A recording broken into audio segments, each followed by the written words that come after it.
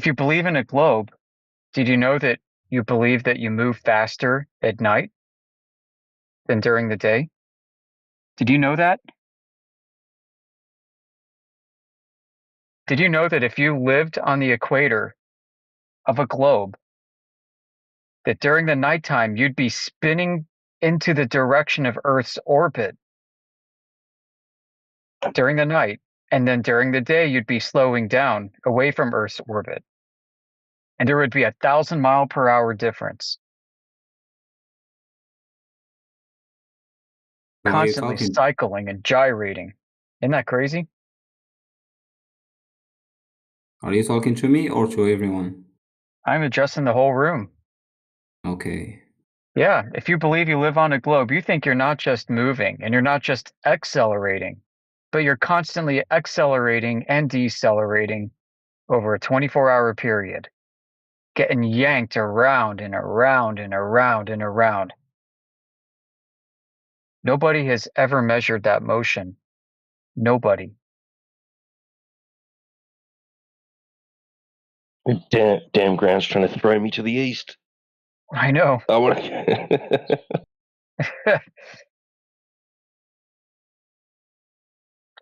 Did you know that if you thought you lived on a globe, that when you look towards the east at nighttime, that you're looking in the opposite direction of somebody looking east during the daytime?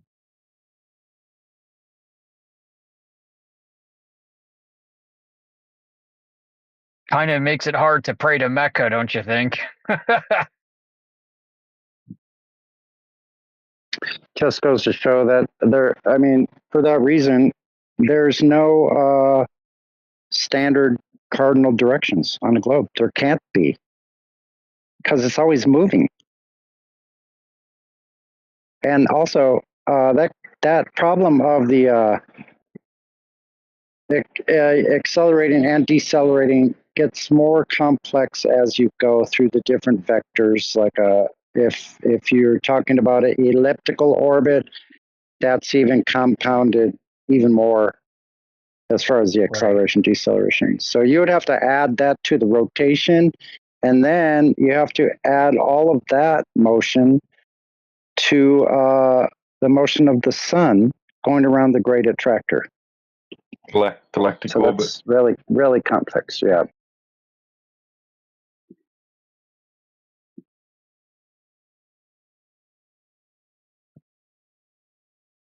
Yeah, with all that Coriolis going on. Yeah. Let's see them adjust for that with their conservation of energy. How do they account for that? Yeah, do airplanes account for intergalactic Coriolis? Yeah, exactly. Oh, they don't have to, because just like the curvature, it's minimal, or it's what do they call that? Negligible. Yeah, so negligible it's as if it's not there. Yeah. So the negligible part of the globe brings it right back to how we actually experience the Earth: flat, stationary, and contained. Thank you very much. So yeah. So why would we use anything else besides what it actually exists as? We don't have to make up these silly stories that the Earth is doing all these crazy things that cannot be measured, have never been measured, and are as an experienced by anybody.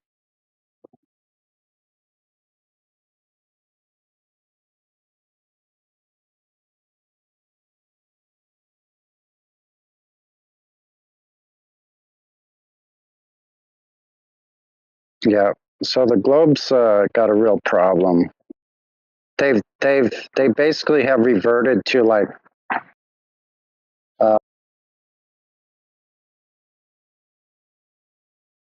psychopathy, because they've backed away completely from the geometric horizon. And we've even had globers come in here fairly recently. I haven't been on that much, but fairly recently they say, oh, there is no drop over distance on a sphere. Really? So where do they come up with this shit, man? Cognitive dissonance. Yeah, because they have to back off. They have to back off from the geometry because they have no legs to stand on That's when we right. start talking about geometry.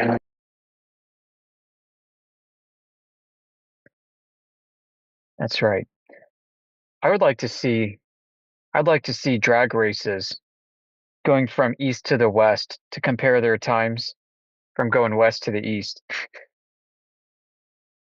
You Yeah, get an exactly. advantage. And yeah, why wouldn't there be a difference in that travel east to west, let alone, let's say, diagonal travel? Like, that would all have to be accounted for with aircraft landing on runways, like taking off from a runway, like the landing gear geometry would all have to be different. Like, how are they accounting for any of that? It's negligible, and and conservation of energy just is a blanket statement to take care of everything that they cannot show to be objective fact by any true measurement.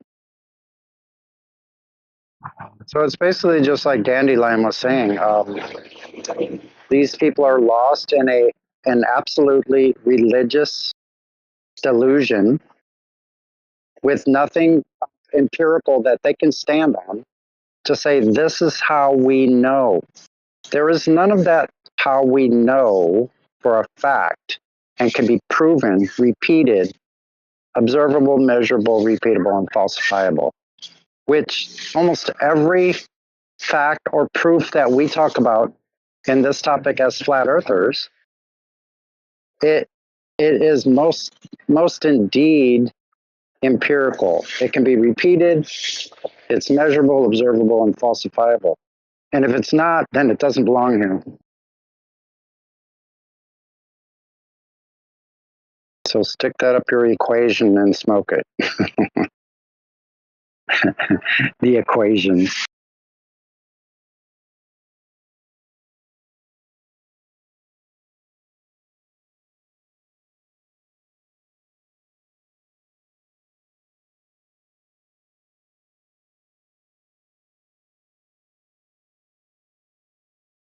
Y'all got to try this one day. Earlier today, I was talking to somebody. Well, India was talking to him. I got to butt in for a second. And I was literally trying to get this guy to answer. Said, how far away is the horizon? What do you mean? That doesn't matter. I'm like, oh, okay. So I'm like, so when the sun's moving across the sky, and I was like, steel man the globe, right? So when the sun's moving across the sky, that means the Earth is spinning. And so when the Earth is facing the sun, that's daytime. And when the Earth is facing away from the sun, that's nighttime. And I was like, is that right? And he goes, I don't know. Let me ask Google.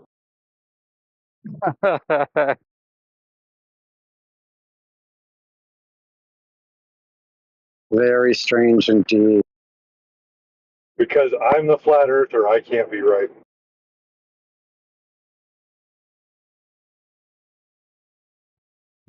Yeah, I was Yep. thinking, as early as like 4-5 years ago, I was thinking, and I think others of us in this realm were thinking that they wouldn't be able to keep the globe going because, the evidence is just so overwhelming that at some point they'd have to do a new PSYOP, whether it be, getting everybody onto some kind of flat earth model that may or may not be accurate, but at least it would be, keep the white lab coats in charge of determining everyone's reality. But the way things are going now, I don't even think that's going to be necessary. They can just double down. Everybody's just looking to their Google search engine, and their Chat GPT is their new god. Like, as long as they just keep the globe illusion there on the screen, they probably aren't going to have an issue. They can probably keep it going for quite a bit longer. It's just going to be an even scarier. I mean, flat Earth will just become an even scarier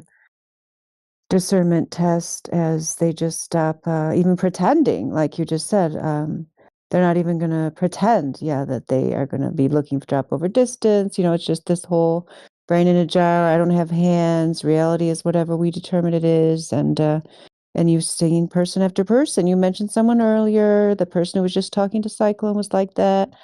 We had someone last week who, if someone had, Gemsy had a turn of phrase that he couldn't find in Google, so he told him that it didn't exist, it wasn't real, even though it was just a creative expression that he used. They honestly believe that when they're searching something up, yeah, the first Google result, that's reality. Like, it's just getting scary out here. Like, yeah, they won't need to tell the truth about the globe because these people don't even want the truth. They like the comfortable lie and they like it more every day. Seems like it's going in the other direction. It's even worse than that. Like, have you ever seen the movie Ready Player One? I know some people haven't, but it's an important movie to watch as far as psyops go. No, I haven't. I think my sons might have seen it. I don't know. I So haven't seen it. it's a dystopian future where everybody's wearing VR headsets and they all live in this virtual reality world and play video games all day instead of like going out in the real world and meeting each other and things like that. Yeah.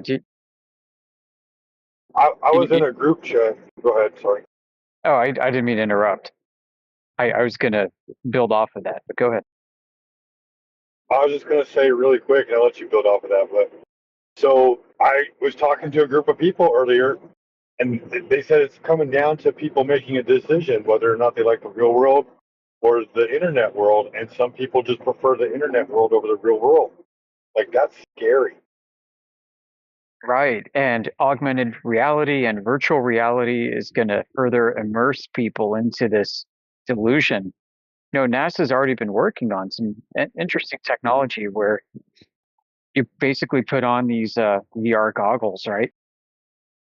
And this stuff is going to present you NASA's view of other worlds. So you can go explore Mars. You could see what the rovers are seeing. You can be present virtually on Mars. Isn't that neat?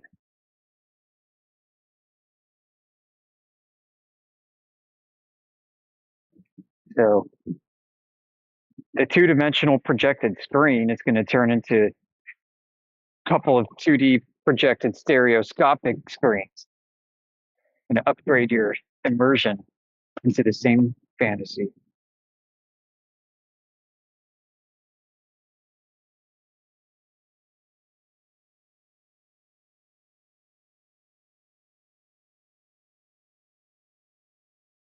I mean, can you imagine how many people are going to fall for this crap? Like, hey, I want to go see what's happening on the ISS. Let me put on my Facebook VR goggles. What are you talking about? There's already flat earthers that fell for it. Yeah. And what I mean by that is not necessarily that they're going to go along with NASA cosmology, but they're going to go along with a cosmology that they can't access, that somebody tells them is real, beyond the reach of where we can go into the sky. And they're going to live their life as if it's real, simulating the world that they live in their own minds, just like they were doing when they were Globers.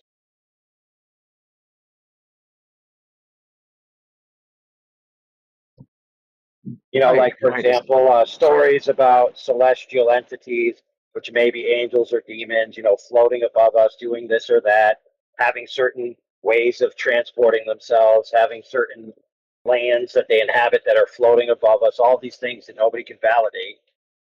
But of course, they're going to have dreams and visions and use obscure scripture passages to make their claims, and a whole masses of people will believe them. That's not will, that is already happened.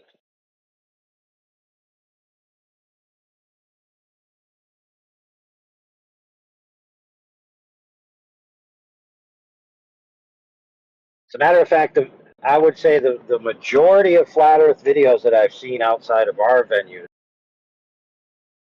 I would give it a 90 to 95% certainty that the majority of those flat Earthers believe in a cosmology that some other flat Earther told them that neither of them have any way to validate. Yet they think it's the truth, and they preach it as if it's the truth.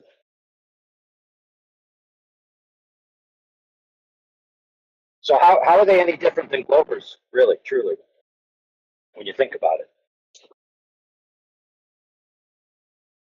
A territory in an area and a function on the most base unit of reality I'm making claims about. I can't prove any of it, but I'm going to tell somebody else. They're going to believe me because I'm a charismatic speaker, right? And then they're going to live in a world that's a simulated reality based on the not necessarily lies I told them, but on my mistakes and misinterpretations I told them, as if I knew they were true. Like, how is that any different than the Glover syndrome? Isn't it the exact same phenomenon?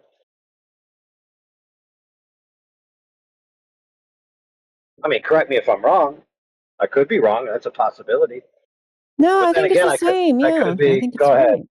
No, I agree. Yeah. I'm just agreeing. Yeah, it's outsourcing, to someone else who's going to tell you things are this way and not accepting the basic truth that we are not going to know all things or know all things on that level, and that we can't, and accepting ourselves as having that limited knowledge, which is really the only way to fully embrace the reality that you're living now.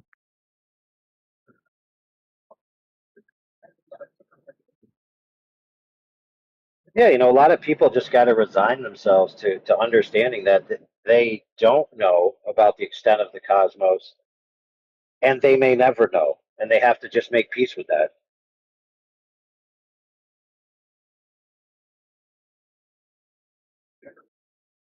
So, harm reduction. Which one of these two cosmologies would you least prefer to be taught to your kids in school?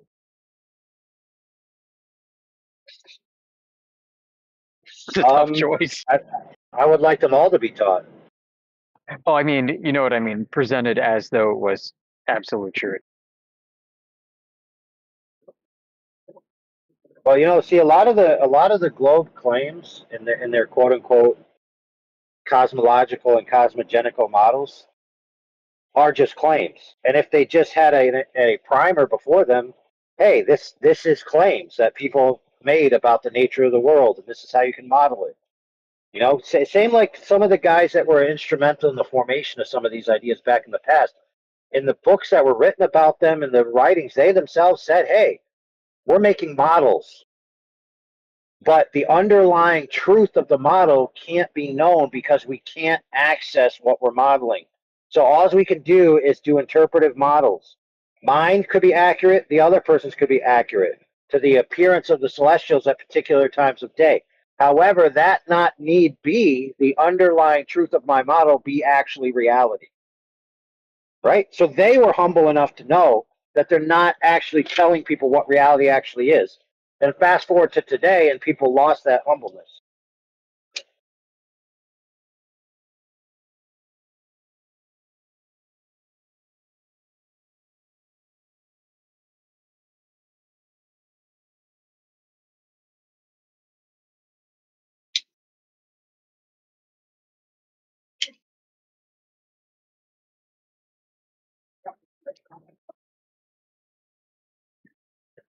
One day you're attacking Globers for using affirming the consequent logic and specious reasoning, all kinds of appeals to things they can't possibly prove.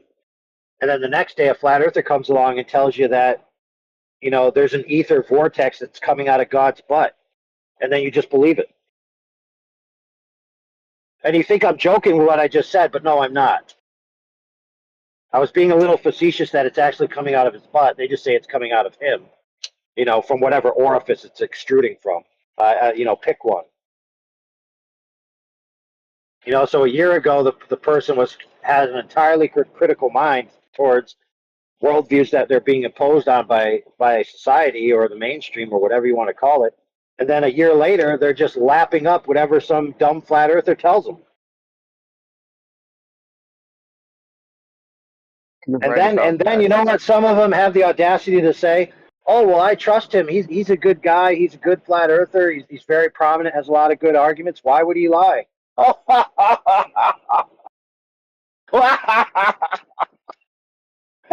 irony. The irony.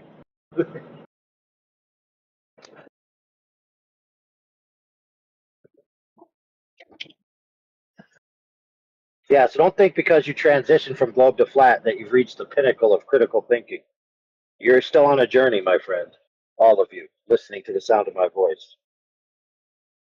The battle isn't over yet.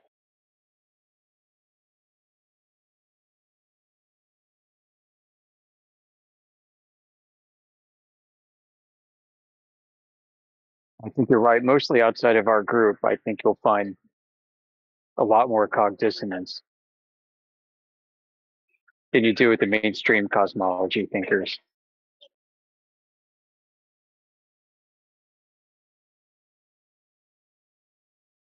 People like MC Toon are doing a service going after them.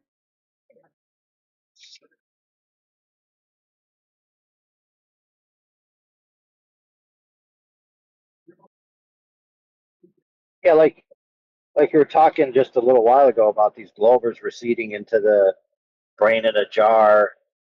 You know, who knows what's going on? I could be living in a simulation. But see, the problem is they don't go far enough.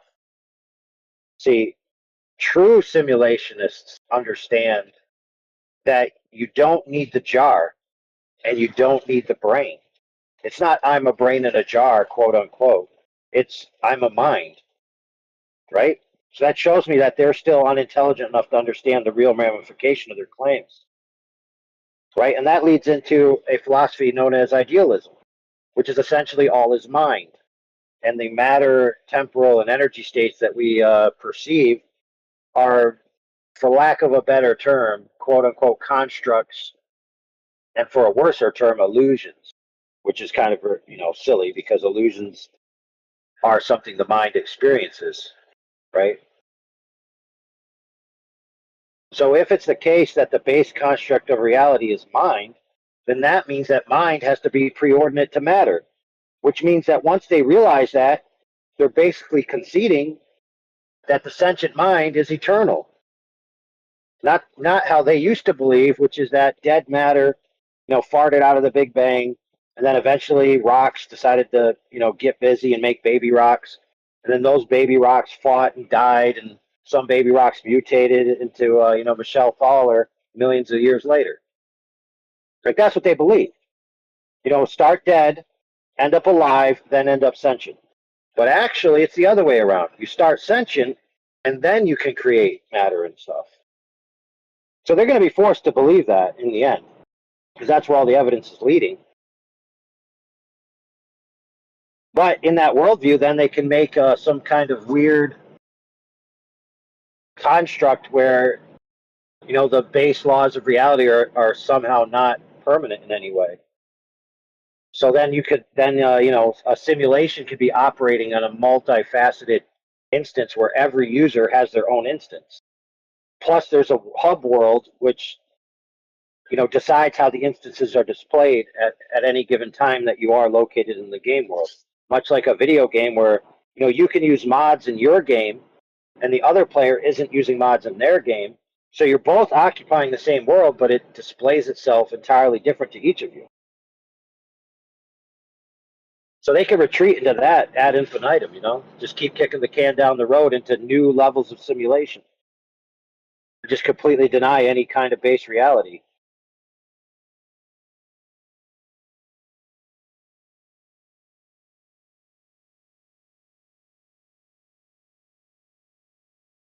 And then you end up with this. It's, well, if sentience is the eternal source of the physical and natural world, which I'm experiencing, and I'm a sentient agent, therefore I am the source of the physical and natural world, which I am experiencing.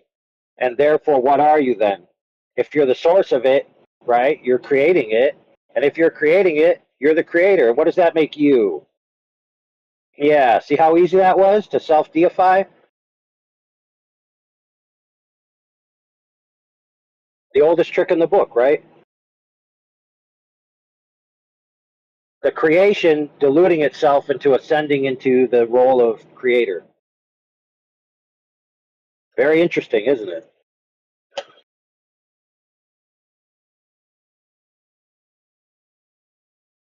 So why were they hiding the globe? Oh, to hide the creator. That's why they were hiding the globe being a lie and the earth is really flat, because they were trying to hide the creator. You hear that mantra all the time. Well, it turns out in their worldview, yeah, they were hiding the creator themselves. So they can go down that whole truth route, get the epiphany, and then end up back where they started. Isn't that interesting how that works? They can be played like a fiddle, like a fool, and still end up under the control of the system, even though they think they're free. Because they got their itch. They got their little I'm free itch scratched. So now they can go plug back into the matrix.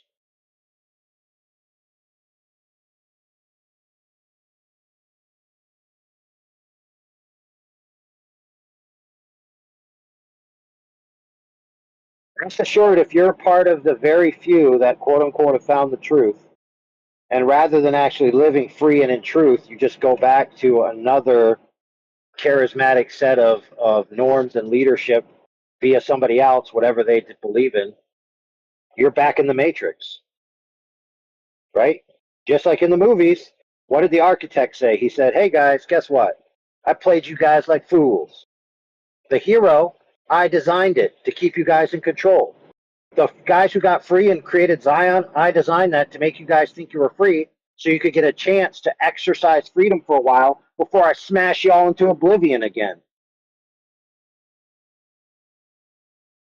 Now, some people think that the people in Zion in the Matrix trilogy actually did get free.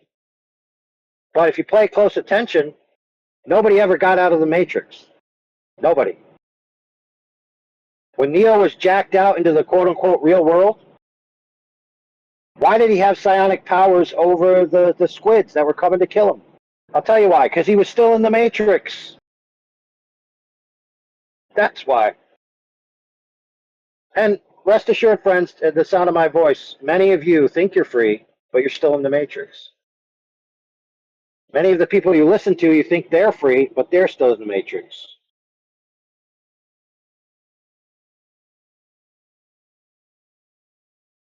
Part of not being in the Matrix is having the utmost scrutiny for information that comes your way, instead of just allowing it to be spoon-fed to you and taking it on faith.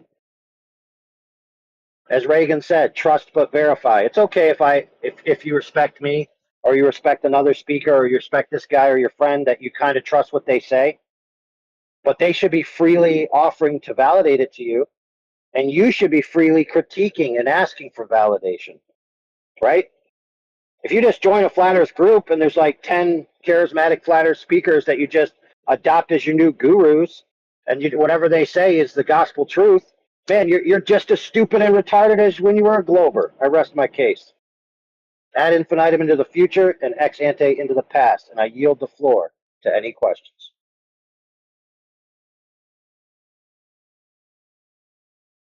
All right, since there's no questions, somebody posted in the chat about the movie The 13th Floor. And what happened in that movie is that a guy was going into a simulation to discover some things that were going on.